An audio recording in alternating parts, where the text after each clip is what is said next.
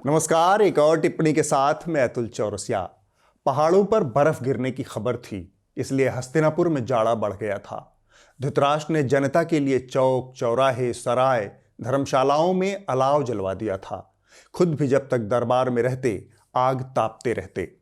साल के इन 2-3 महीनों में दरबार सेमी विंटर वैकेशन मोड में चलता था।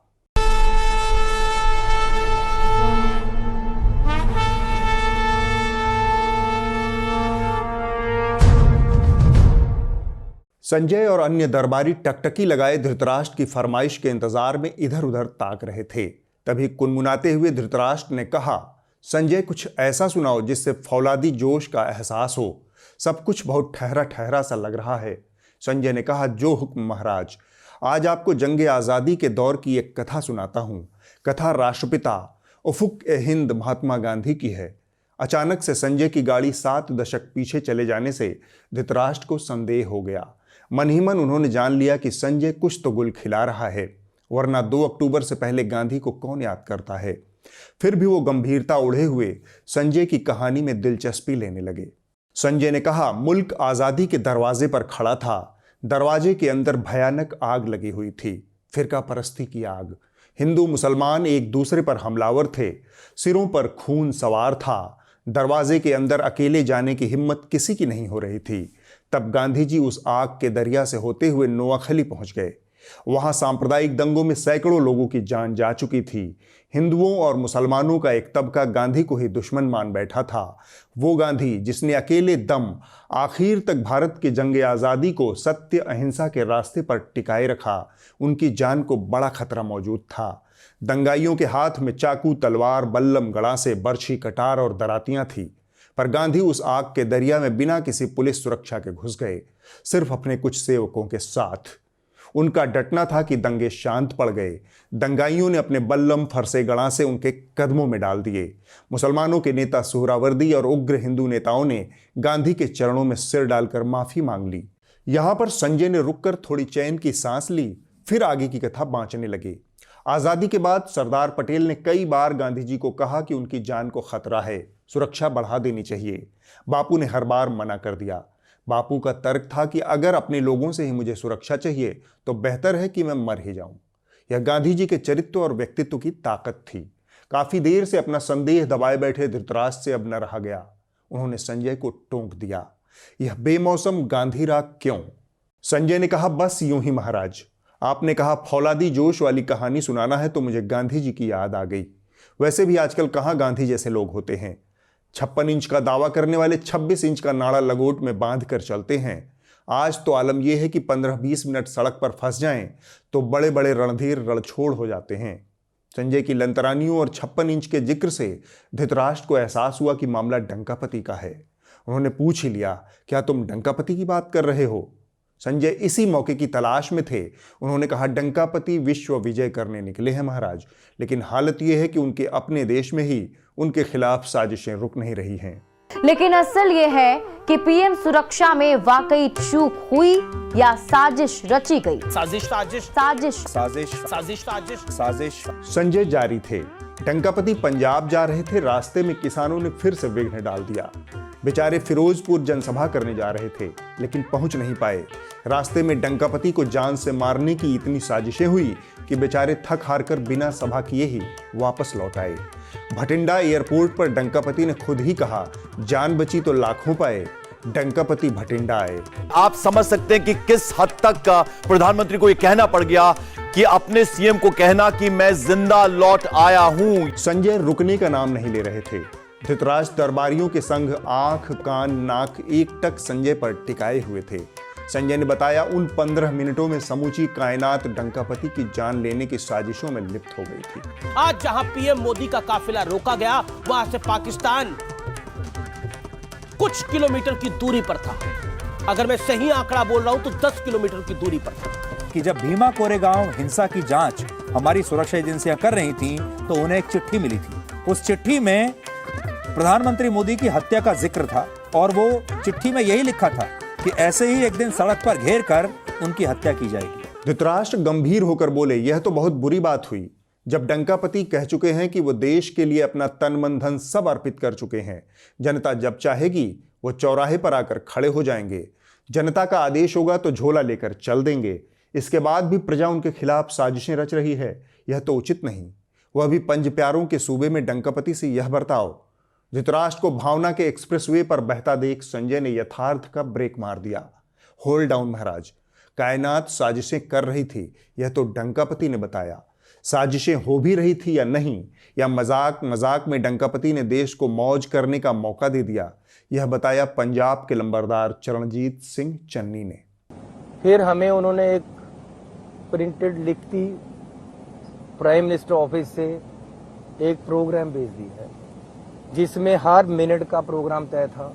लेकिन लास्ट 11th आवर पे जब वो उतर गए तो उन्होंने डिसाइड किया कि जी, ये उनकी एसपी जी ने डिसाइड किया, जो प्राइम मिनिस्टर डिसाइड कर दे फिर कोई ना नहीं कर सकता।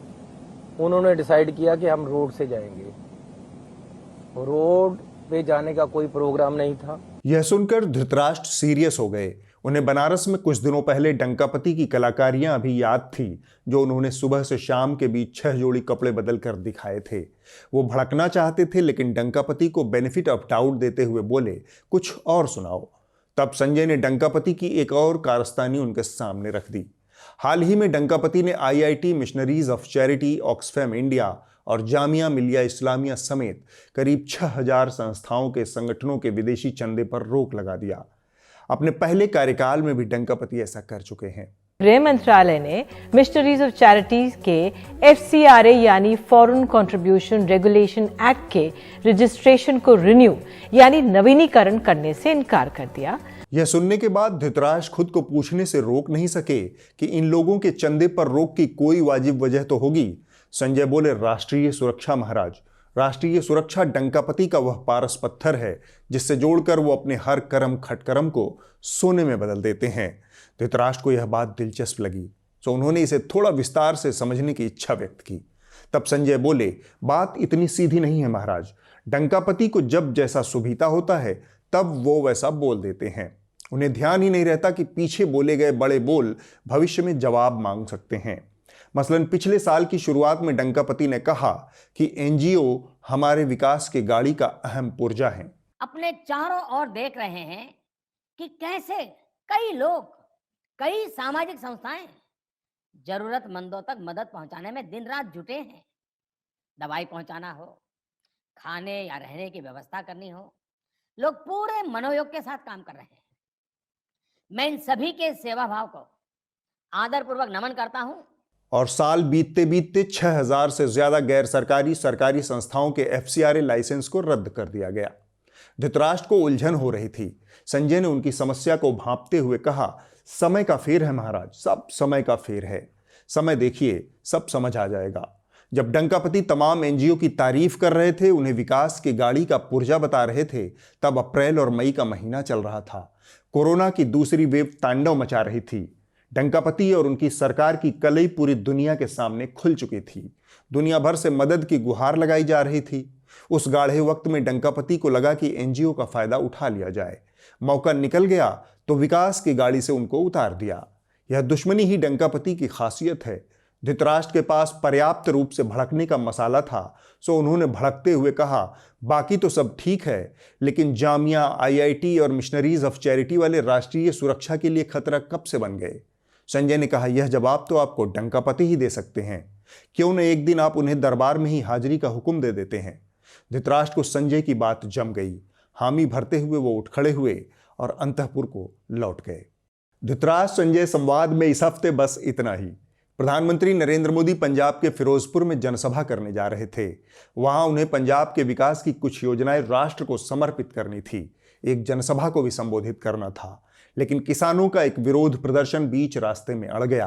प्रधानमंत्री की यात्रा में रूट तय करने की जिम्मेदारी NSG, खुफिया विभाग और संबंधित राज्य की पुलिस की होती है। इस लिहाज से गड़बड़ी तो हुई है। प्रधानमंत्री के काफिले का रास्ता साफ नहीं करवाया गया। इस कारण उन्हें बीच सड़क पर रुकना पड़ा, फिर वापस लौटना पड़ा।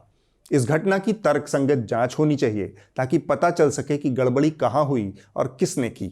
लेकिन सर्कस में बदल चुके देश के घोघा बसंत मीडिया और हुड़कचुल्लू एंकराओं ने इस घटना के बाद दिन रात कई किस्म के करतब दिखाए। अव्वल तो प्रधानमंत्री को एक गहरी साजिश के तहत बीच रास्ते में रोका गया, जिसकी तैयारी कुछ सालों और महीनों से चल रही थी। ये तो साफ है कि पंजाब में पीएम के खिलाफ बड़ी साजिश हुई, साफ हो चुका है कि पीएम के खिलाफ साजिश आखिरकार कितनी बड़ी और गहरी थी। वर्ष 2018 में हुई भीमा कोरेगांव हिंसा की जांच के दौरान भी सुरक्षा एजेंसियों को एक चिट्ठी मिली थी, जिसमें लिखा था कि प्रधानमंत्री मोदी को उसी तरह से मारा जा सकता है जैसे पूर्व प्रधानमंत्री राजीव गांधी की हत्या हुई थी, और उनकी हत्या के लिए मोदी के रोड शो को अटैक करना एक प्रभावी योजना हो सकती है।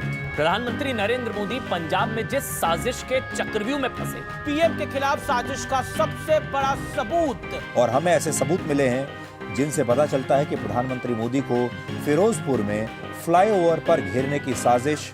जिनके ऊपर साजिश का आरोप है, उन साजिशकर्ताओं का कहना भी आप सुन लीजिए। वो भारतीय किसान यूनियन क्रांतिकारी के सदस्य थे।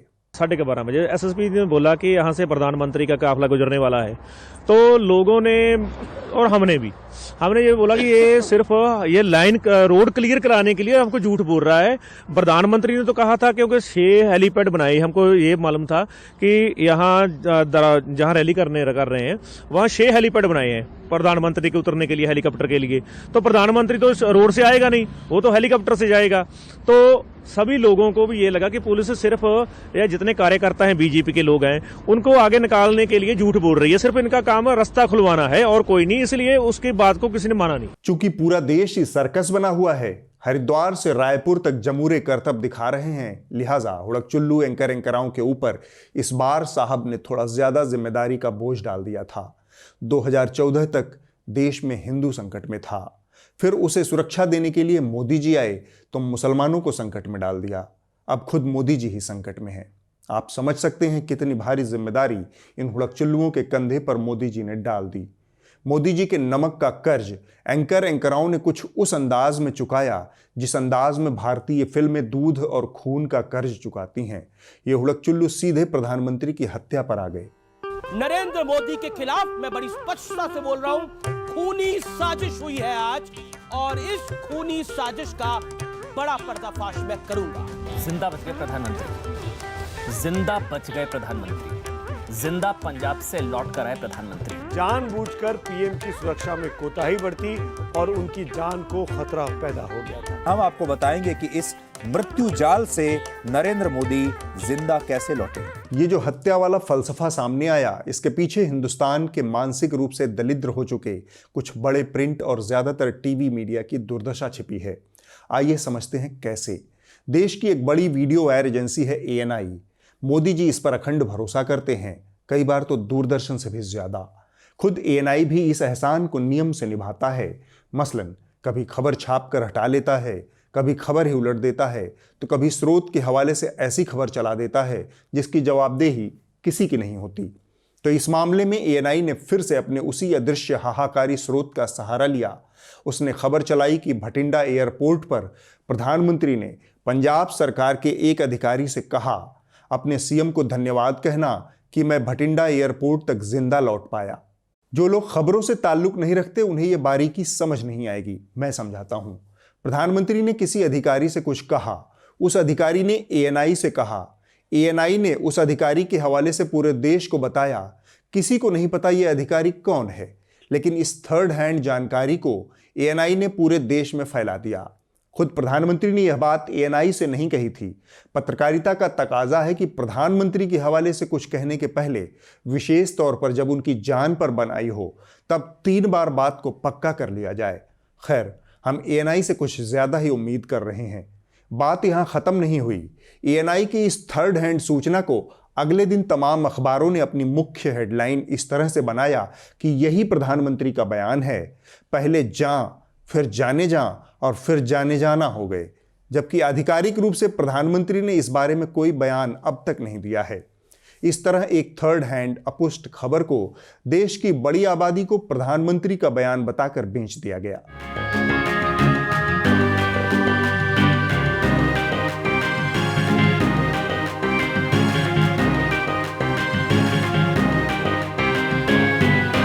क्या प्रधानमंत्री की जान को वास्तव में कोई खतरा था? जब पूरा देश सर्कस दिखाने पर आमादा हो तो इस तरह की खबरों पर भी लोगों को यकीन नहीं होता। बेहतर है कि हम थोड़ा उन लोगों से भी जान ले जो उनकी सुरक्षा व्यवस्था के लिए जिम्मेदार थे।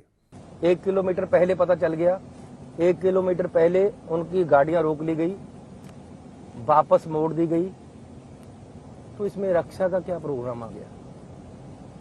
खतरा कहां है इसमें?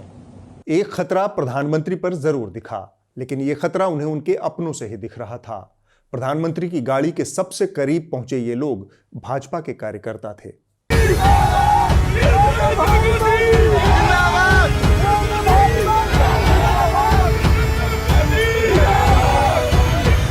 प्रधानमंत्री के रूट की जानकारी किसी को नहीं होती, फिर ये कार्यकर्ता उनके काफिले के इतने करीब कैसे पहुंचे, यह जानना लाजिमी है। बहरहाल मुख्यमंत्री पंजाब कह रहे हैं कि अंतिम समय में प्रधानमंत्री के काफिले का रूट बदलना इस गफलत की वजह रहा। पहले वो हवाई मार्ग से आने वाले थे, अंतिम समय में सड़क से आने का निर्णय किया। लेकिन सर्कस बन चुके देश में किसी को किसी की सुननी नहीं है, सबको अपनी सुनानी है, खासकर धर्म ईमान बेच चुके हुड़कचुल्लुओं को। प्रधान जी का मामला हो और पाकिस्तान न घुसे बीच में, ऐसा कैसे हो सकता है? पंजाब में पाकिस्तान के बॉर्डर के पास देश के प्रधानमंत्री की सिक्योरिटी में बड़ा लैप्स देखने को मिला कि ये जगह पाकिस्तान से सिर्फ 10 किलोमीटर दूर है। ये घटना जहां हुआ वहां से भारत पाकिस्तान की सीमा सिर्फ 20 किलोमीटर दूर है। आज जहां पीएम मोदी का काफिला रोका गया, वहां से पाकिस्तान कुछ किलोमीटर की दूरी पर था। अगर मैं सही आंकड़ा बोल रहा हूं तो 10 किलोमीटर की दूरी पर था। जहां पर ये सब हुआ वो पाकिस्तान बॉर्डर से महज 10 किलोमीटर की दूरी पर हुआ। पाकिस्तान के बॉर्डर के पास 10 किलोमीटर, 20 किलोमीटर, कुछ किलोमीटर, 10 किलोमीटर। मतलब पाकिस्तान इतना बड़ा मिट्टी का माधव है कि वह भारत के प्रधानमंत्री पर भारत की सीमा में 10 किलोमीटर अंदर घुसकर हमला कर देगा। कितना खूबसूरत है यह सब सोचना, और फिर यह सोचना कि इसके बाद दुनिया सामान्य हो जाएगी, गुलशन का कारोबार यूं ही चलता रहेगा। कम से कम हमारे देश के हुड़कचुल्लू एंकराओं की सोच ऐसी ही है। अरे कुछ तो शर्म करो, कुछ तो प्रधान जी का मान रखो। 2 बार पाकिस्तान में घुसकर स्ट्राइक कर चुके हैं। उस पाकिस्तान की इतनी मजाल कि प्रधान जी के ऊपर हमारी ही जमीन पर हमला कर दे। वो चीन होगा जिसके आगे प्रधानमंत्री जी सक पकाए रहते हैं। पाकिस्तान की क्या औकात। सुना है चीन भारत के हिस्से में सड़क और पुलिया बना रहा है। प्रधान जी ने कहा कि हम पुलिया तोड़ेंगे नहीं, सिर्फ उसका विरोध करेंगे। चलिए फिर से भारत वापस लौट चलते हैं। खबरिया चैनलों ने अपनी पत्रकारीय स्वायत्तता काफी हद तक पहले ही नीलाम कर दी है। इसका नतीजा है कि पहले सत्ताधारी दल का प्रतिनिधि ये कहता है, ओ यार कोई खतरा तैनूं होया नहीं, तुसी इन्ने जिम्मेवारी पोस्ट ते बंदे हो, थोड़े नेड़े बंदा नहीं कोई आया, कोई नारा नहीं बजया, कोई डड़ा नहीं बज रहा, कोई झरीट नहीं आई, कोई गोली नहीं चली, केड़ी गल दी जान बचा के आ गए तुसी जी। और फिर वो बात प्राइम टाइम बहसों का मुख्य विषय बन जाता है, बिना इस बात की तस्दीक किए कि वो बात सच भी है या नहीं। संबित पात्रा ने कहा कौवा कान ले गया, जवाब में नैनों में चिप लिए आज तक वाली श्वेता सिंह अपना कान चेक करने की बजाय कौवे के पीछे दौड़ गई। प्रधानमंत्री नरेंद्र मोदी की सुरक्षा में सेंध के मामले को लेकर पंजाब के सीएम चरणजीत सिंह चन्नी ने संवैधानिक मर्यादा है वो भी पार कर दी है। पीएम पर निशाना साधने के चक्कर में चन्नी तू तड़ाक जैसे शब्दों पर उतर आए। मुझे पंजाबी उतनी ही आती है जितनी तमिल, तेलुगु या फिर मलयालम। अब आप समझ ही गए होंगे कि मेरा पंजाबी ज्ञान कितना जबरदस्त है, लेकिन किसी ने मेरी मदद की है, उनका धन्यवाद रहेगा। उनकी मदद से मेरी समझ में आया कि चन्नी साहब जो कह रहे थे वह तो पंजाबियों के प्यार और सम्मान की भाषा है। तुसी का मतलब आप, त्वाडी का मतलब आपकी, त्वानू या तैनू का मतलब आपको। ये सब सम्मान सूचक शब्द हैं, अपने से बड़ों को संबोधित करने के लिए सर्वथा उपयुक्त हैं। पंजाबी बोलचाल की संस्कृति का हिस्सा हैं, लेकिन नैनो चिप वाली बहन जिन्हें ऑक्सीजन और कार्बन डाइऑक्साइड को लेकर गफलत रहती है, उन्हें लगा कि संबित ने कहा तो सही ही कहा होगा। वैसे प्रधान जी से तू और तड़ाक सिर्फ एक ही व्यक्ति कर सकता है, खुद प्रधान जी से ही जान लीजिए। राष्ट्रपति ओबामा जब मुझे मिले तो वो भी सबसे पहले मेरे से इसी के में उलझ गए। बोले मोदी जी क्यों ऐसा करते हैं? हम दोनों अच्छे दोस्त हैं जी, तू तारीख करके बुलाते हैं एक दूसरे को, तो तू ऐसा क्यों करता है जी? तुझे आज पता नहीं है। प्रधान जी के प्राण बचाने में आकंठ डूबे खबरिया चैनलों ने इस दौरान बहुत सी ऐसी खबरों को नजरअंदाज कर दिया जिनको किसी भी संतुलित देश का संतुलित मीडिया शायद ही करता। नए साल के आगमन के साथ देश का सामना भुल्लीबाई ऐप से हुआ। बड़ी संख्या में सांप्रदायिकता और मानसिक रूप से बीमार कर दिए गए युवाओं का यह डरावना चेहरा है। ये लोग प्रसिद्ध मुस्लिम महिलाओं की नीलामी का ऑनलाइन मंच लॉन्च कर अपना मनोरंजन कर रहे थे। घृणा और नफरत से भरी इस सोच पर एक एनडीटीवी को छोड़कर कोई प्राइम टाइम बहस नहीं हुई, कोई विस्तृत रिपोर्ट नहीं, लेकिन दावा इनका भारी भरकम है। अब वक्त है इस हफ्ते की रिपोर्ट का। जो कही जा रही थी बातें कि अंदर में भी सोशल डिस्टेंसिंग का ख्याल रखा जाएगा। ट्रेनें तो खुल दी हैं, लेकिन कैसे स्टेशन पर thousands of the migrants workers in different groups walking। इस हफ्ते की रिपोर्ट बीबीसी हिंदी से है। भारतीय समाज की तमाम वर्जनाओं में से एक वर्जना को तोड़ने वाली यह रिपोर्ट प्रवीण मुधोलकर ने की है। यह कहानी है महाराष्ट्र की सुरभि मित्रा और कोलकाता की परोमिता मुखर्जी की। दोनों पैदाइश से स्त्रियां हैं, लेकिन दोनों ने जीवन भर साथ रहने का फैसला किया है। भारत में समान सेक्स के बीच शादियां न तो कानूनी तौर पर वैध हैं, न ही सामाजिक रूप से स्वीकार्य हैं, लेकिन दोनों ने इस बंधन को तोड़ा है। कानूनी तौर पर इसे सिविल यूनियन कहते हैं। कमिटमेंट सेरेमनी में मैंने पूरा यही लाइन बोला था कि I would love to be Paromita Surabhi Mukherjee Mitra, क्योंकि मैं इनके नाम लेने वाली हूँ बाद में। तो would you be so kind to be doctor Surabhi Kajal Jayshree Mitra, Paromita Mitra, और क्योंकि इन्होंने बोला कि ये मेरे नाम भी लेने वाले हैं। ओनली चाइल्ड आहे तर डेफिनेटली पेरेंट्सचे स्वप्न असतातच अँड इवन आता जो सपोर्ट आहे आम्हाला रिलेटिव्सचा पण फ्रेंड्सचा पण, ते जर बघितलं गेलं तर त्यांची पण इच्छा आहे बघायची की हां हे लग्न ॲक्च्युली कसं होईल आहे, म्हणजे मेहंदी, हळदी, संगीत, मग जे काही असतं एका हेट्रोसेक्शुअल वेडिंगमध्ये। अगले हफ्ते होगी एक और टिप्पणी। नमस्कार।